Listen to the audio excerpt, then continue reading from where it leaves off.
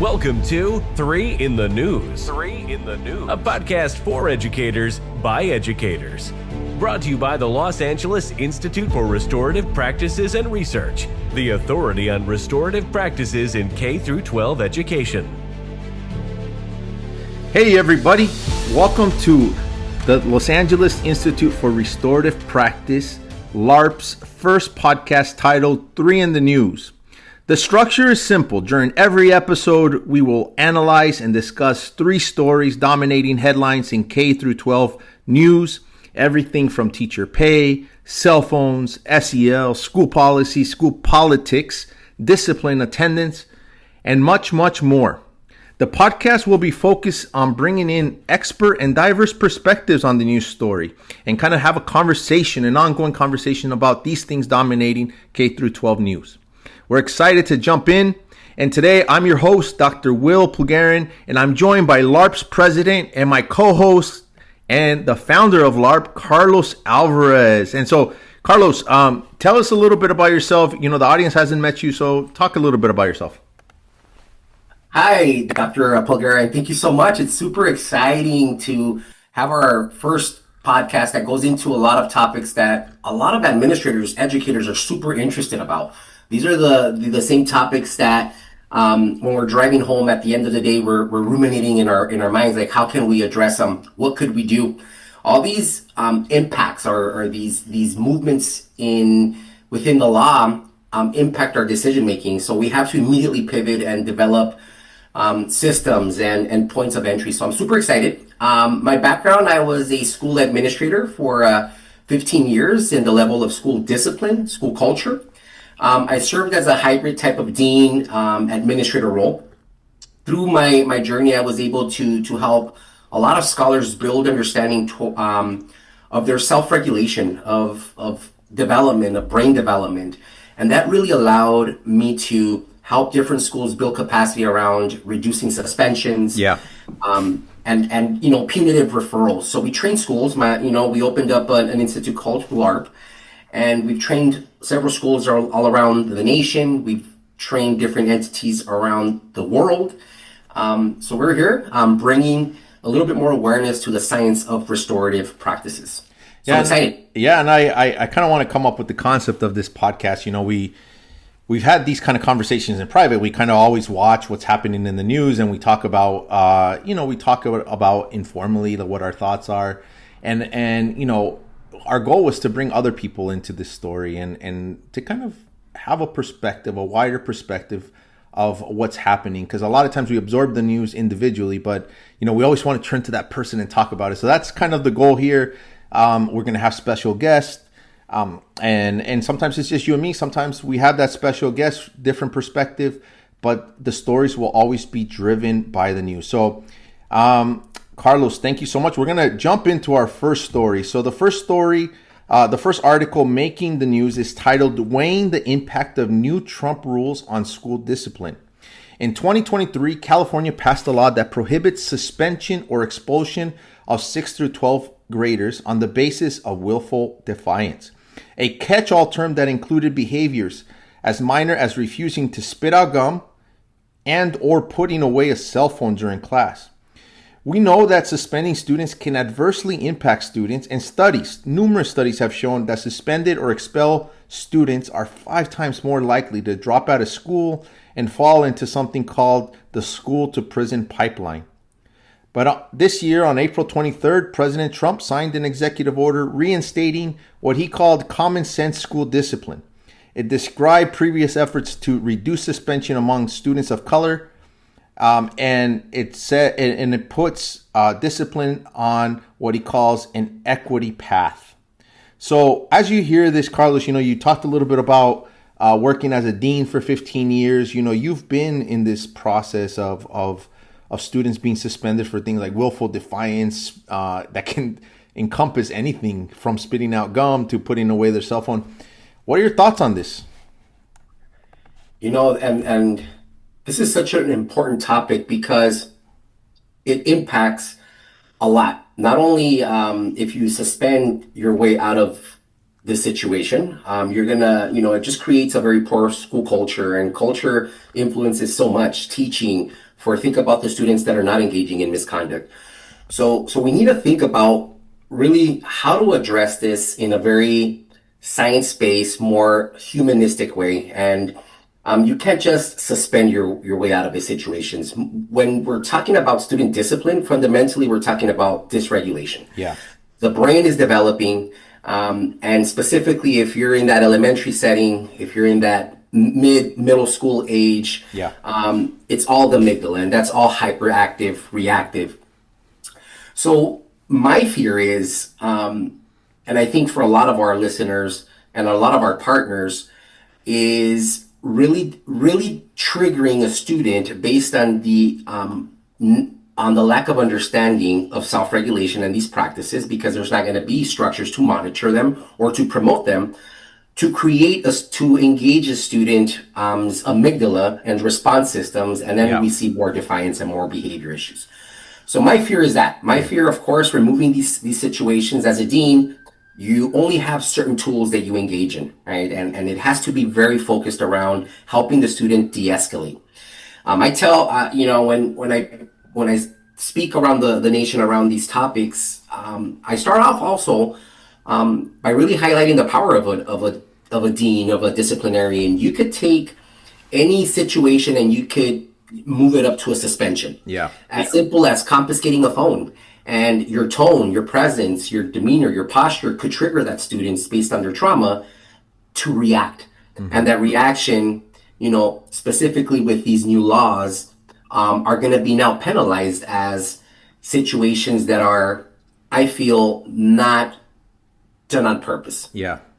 And I think we talked about that yesterday. We talked about how any situation, something as simple as give me your phone could turn into a tier 3 or this kind of willful defiance if it's handled incorrectly. That's how a minor traffic stop, cop stops somebody and, they're overly aggressive. The person acts a certain way, and like any situation can be escalated into a terrible situation. And I feel like that's kind of what you're saying here about this discipline policy. And, one of the things is that there's a saying from John F. Kennedy. It's like, don't take down offense.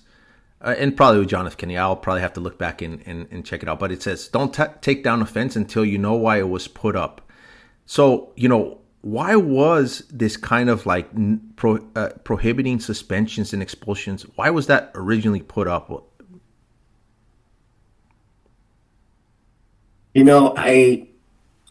There's a lot of lack of understanding on behavior. I feel for a lot of individuals. And, when we're thinking about student behavior, it's so triggering to the adult. Yeah. It's very dependent. I could give you an example. Many days when, like Maslow's, even the adult side of it, you're well slept, you ate, you feel rested. Your ability to engage in disciplinary outcomes and interactions are going to be a lot more fruitful than when you're lacking those elements. And I really do think that there's been this situation where we're seeing more stress. Teacher stress is up the roof. Mm-hmm. Administrator stress is up the roof. So I really do feel a combination of we're seeing a new landscape in the world of education. We're seeing a lot more dysregulated students, and also we're seeing a lot more lack of parental support. And the administrators, like I said before, have very few tools at their hands. And when they are out of interventions or out of things that they could do, we lean on a parent and we lean on the family for support. And sometimes when that piece is not there, then engaging that mindset of I need to remove this student because now other teachers, other people are starting to see me as like our discipline is weak. Restorative practice is touchy-feely. Your discipline, everyone goes to your office and comes out laughing and smiling or whatever. So I think it builds this imbalance. Yeah. When I was so grateful with these laws, when they came to play. And as a dean, of course, you have to reflect a lot more on what else can I engage in? What other means of correction does my school or can my team provide? And that really helps you go in deep. when you're thinking about student discipline, yeah, you do have your normal like uniform violations, your normal situations that are acute, kids are going to do. Every kid is going to do something that's going to warrant some sort of consequence. But when we're thinking about the behaviors that you're really scratching your head and there's a consistent frequency of maladaptive behavior that's now positioning itself to be a suspension, I think we need to start thinking about it differently. So I think combination, Will, of we have a lot of stressed out teachers, stressed out administrators, stressed out systems, lack of understanding of trauma informed practices within our educators, and now we need that immediate solution, right? We need that immediate, like, I need this student out. I remember when we first started this transition. I mean, I was a teacher, and I remember feeling like all the tools were taken out. Like, I mean, suspension is a tool that we had, and I remember feeling like, oh my God, without suspensions and expulsions, like, what do we do? And it was a process, and it was a mindset shift, and it was a lot of work to kind of convince people that there was this other way forward, and kind of going back now to what Trump calls common sense. This idea that a kid does something bad, you just kick him out. It really obscures the complexity of the topic. It makes it seem like that's simple. We're going back. We're going back. And so what, before we move on to the next topic, what's your final thoughts on this? Well, we need to think about this intelligently and strategically. As administrators, not just suspend your situations, like, okay, we need to remove the student. Chronic exclusion signals social threat for the student. And we all in school districts obey through ed code or different matrices that are suspendable or expellable. So we can't just engage in suspensions without evidence. But when we think about just suspending our way out of these situations, we're increasing cortisol, which leads to cellular damage, which students are not learning, which create more issues, more distrust, and more anger, more disconnection. It's not only just going to reflect on your dashboards on suspensions and expulsions, but it's also going to indicate the sense of student belonging. Because one thing that, and I'll close with this, one thing that I've seen in my years of being an administrator around discipline is that the student that you're suspending has about 10 to 15 friends, and that word spreads, right? And when you think about it in a school culture perspective, they start understanding, is my culture safe or is it not? Yeah. Can they help me navigate my situation? So I'm thinking just really having administrators think, gather the training, help your teachers build these skills to be able to navigate classroom management issues or other disciplinary incidents. Yeah, and finishing off on that thought, I feel it's a little contradictory. Here's some talk about getting rid of the Department of Education and giving this whole power back to the states, in terms of what's being taught. So it seems kind of contradictory that now they're through an executive order, every state is being told what to do with discipline. It's almost like you either believe it belongs to the states or you believe that the federal government should be involved. But picking and choosing this, it's really inconsistent politically, I think. And I we'll see what happens in California. I think California, that's the state where we're at. These executive orders are limited in a lot of ways. And so it will be interesting how that's interpreted here in California, where we have seen a lot of advances through the work of deans and so on. So, all right, Carlos. So thank you so much for the second article. We're going to focus in. This one comes from ABC News, and it has to do with New York City announcing stricter cell phone policies for public schools aimed at reducing distractions for this upcoming school year. The state has allocated $4.3 million to help with implementing and stricter cell phone policies and reducing instruction. Under the policy, students can use their device when traveling to and from schools, but they must turn it off and put away during the school day. Schools, however, will be required to provide at least one method for families to reach their children during the school day in case of an emergency like an active shooter. And they have to provide a secure way for students to store their devices at schools. Do you think this is a step forward or a step back?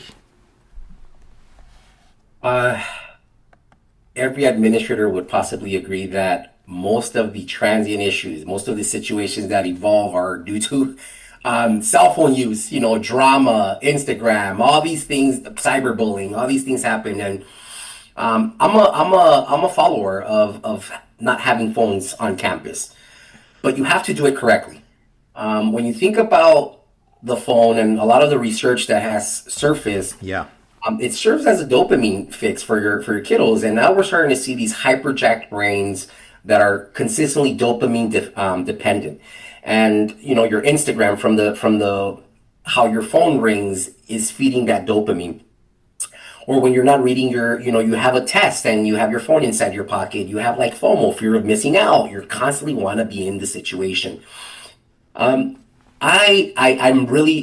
pro for it. However, we need to understand those exact elements of what are we replacing students with, or how are we building capacity around.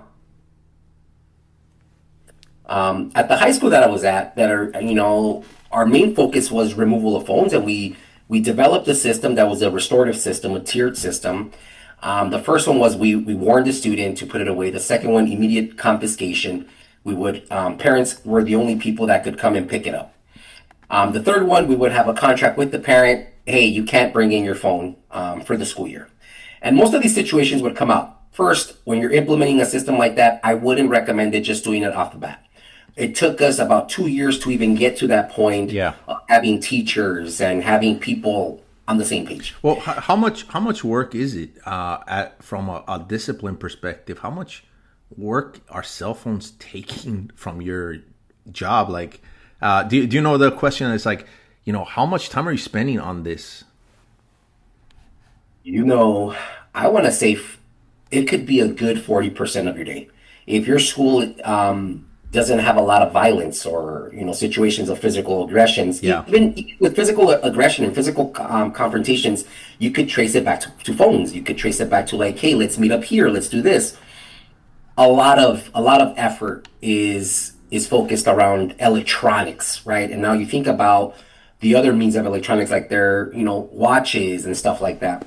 Like for us to implement a system where I just mentioned the three system where we have parents come in right away, it was a lot, and Yeah. it involved all stakeholders. Our principal is very right brain and understands these topics, so we had to address it with parents. We were going to externalize the parents' concern, which fundamentally were rooted around: can I keep my son safe or my daughter safe? Recent information that surfaced on the recent school shootings, right? Like a lot of the parents communicated and helped their students go back and forth when the schools failed to provide accurate information. Yeah. So I do understand that. I understand that. I mean, However, that's the reality now. Yeah. yes. However, we have to, like I remember those questions would surface when we were having, your parent orientation sessions. It's important that you have the face-to-face meetings with parents when you're going to provide, change policy to this way. And these questions would come up around what happens if something like that does occur here at our school. You first go into it, right? You educate your families around your security systems. What are your protocols? Make them feel safe around what you have. What are your channels of communication? And also for my students or my parents, that needed to communicate with their children are like, hey, pick up your little brother, or your brother came home early. Those are important things going on, that we need to mention. So I would always identify that we have people in our front office. If you don't have, find someone or front office staff, build capacity to be able to take those calls. Like, hey, you could call our school and we'll take a message. We'll relay that message. If it's like, hey, Junior, you have the key under the rock, to the left, we'll have someone in our office take that note, pull the student out during transitioning, not interrupting the class, and making that happen. Connecting the message. Yeah, and I think I get that part. I get the part of parents needing to communicate with their kids in case of an emergency. I will say this though. When there are a couple emergencies on campus, parents could send a lot of mixed messages to kids, like run out of the building and things like that, and they can jeopardize actually the safety of the kid instead of helping it. Because at that point, when there's an emergency on campus, I would say you need minimal voices kind of telling you what to do. Because there's a lot of confusion, there's a lot of chaos. And so if you're getting parents like, hey, I'm seeing in the news, like run, and then other kids see you running, like, then you lose control of the situation. And this idea that you're helping could actually turn it worse. So, I mean, I get it. Like parents want to communicate, but I also think there has to be, like you just talked about, that trust with the school has to be built up, because that doesn't always help. And, and now, going back to this article though, I mean, implementing, it's going to cost $4.3 million to implement this new initiative. So money's now going to this to get kids to turn off their cell phones during the school day. I mean, will it work? When we started really heavy with this, maybe like 7, 8 years ago, I remember in the high school I was at initially, when I started, let's go with like zero phones, right? Because they were causing a lot of situations. And I remember they had these little like different packs or different products that schools could buy. Like you would put your phone on a pouch, inside a pouch, and you will lock it. I remember that. Yeah, it's totally like, man, this is really good, right? But then you have very intelligent kids. Like I stayed so spot on, and a lot of my fellow administrators, teachers would tell you this, will probably resonate with me. They keep you sharp, and our students had, I don't know how that happened, but they purchased like a magnet from Amazon. It was like $4, and they were opening their phone packs. So like you really have to think about the dopamine fix, right? Think about what the student is getting.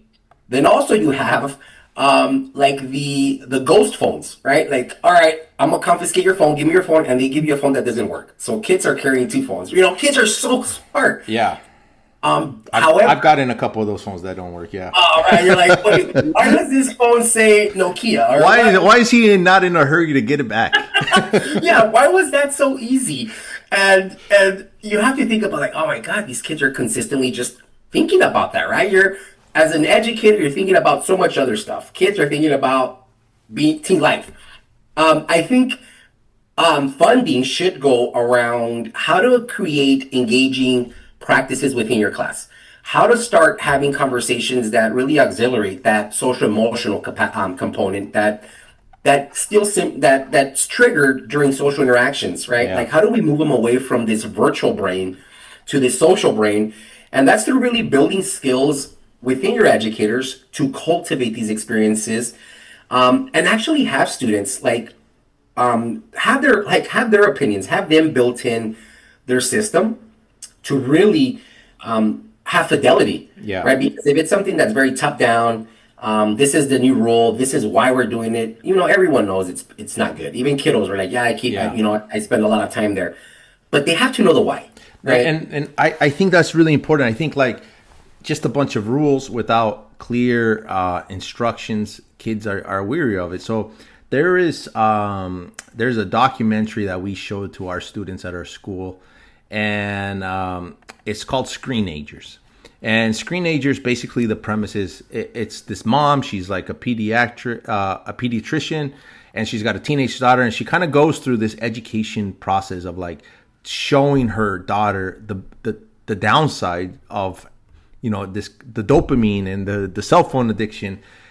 And here's this doctor kind of talking to a teenage daughter, and even she is struggling. And so I think it just puts the issue at the forefront. Yes, it's a difficult challenge. This is the new reality.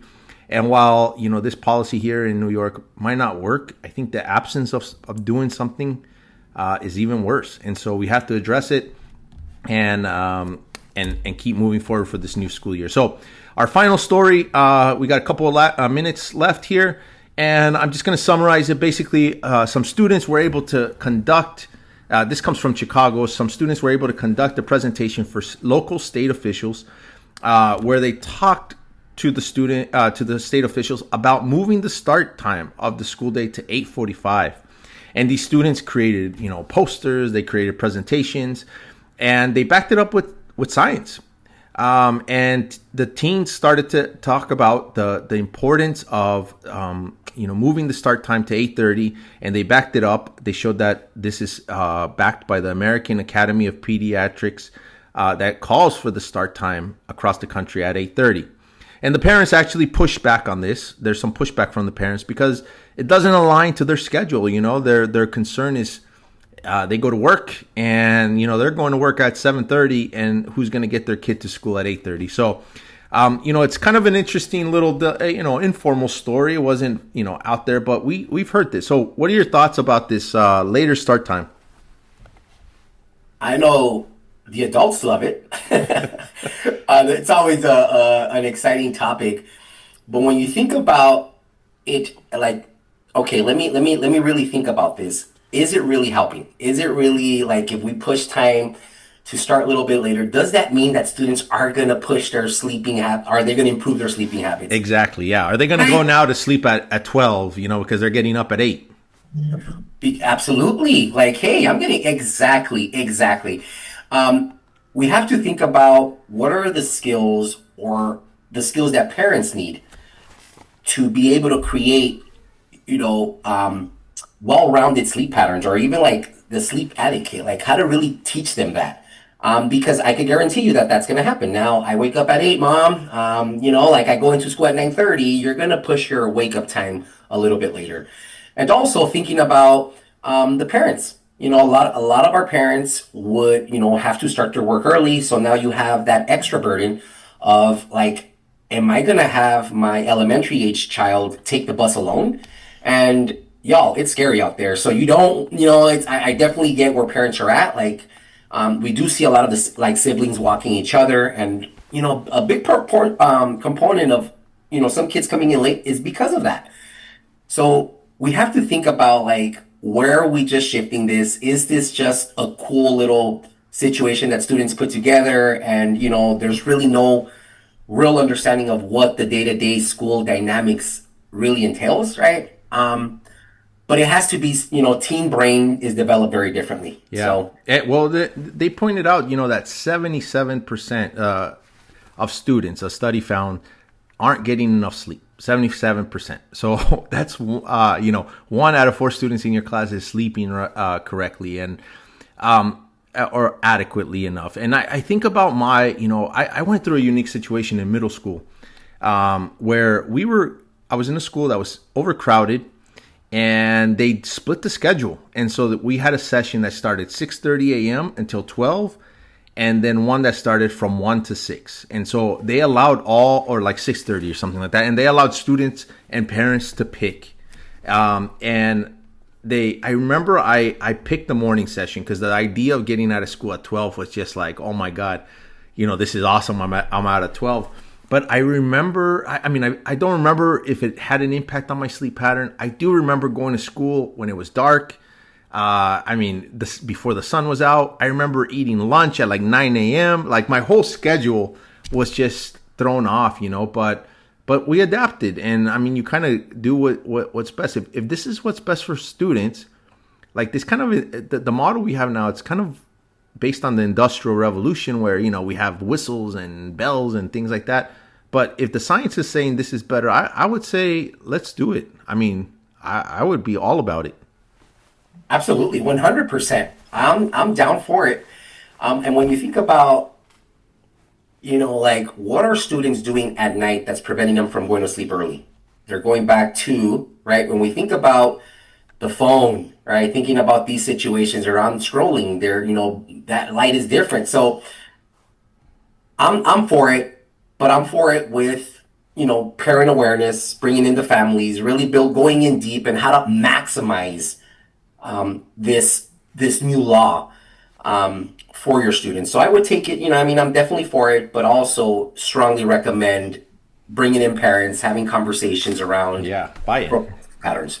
No, and another interesting idea is now the 4-day, school week, which is actually coming out there as well. So, not only are we talking about late start, now we're talking about taking off an entire day. And I think it's radical for a lot of people that just are worried about, 4 days a week, and now we're starting late, and like, what's happening to this generation? But it's going to be interesting. It was very cool of the students to put that together, that presentation, and for the state officials, props to them for listening to them, giving the students a way to present information and join the debate. So, Carlos, that's our first podcast. How you feeling? I'm feeling excited. That was really cool.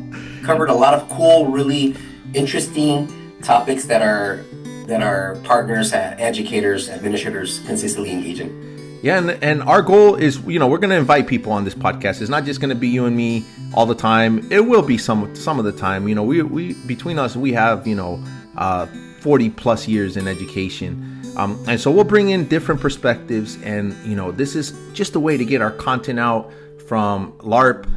Get it out there in different, whether people like to read, listen on their car, or watch, this is our goal, is to meet people where they're at. And so you can subscribe to our podcast. You can find it on Spotify, Apple Music, and Amazon. And Carlos, leave us with, I'm going to put you on the spot here. Leave us with a thought for the rest of the week.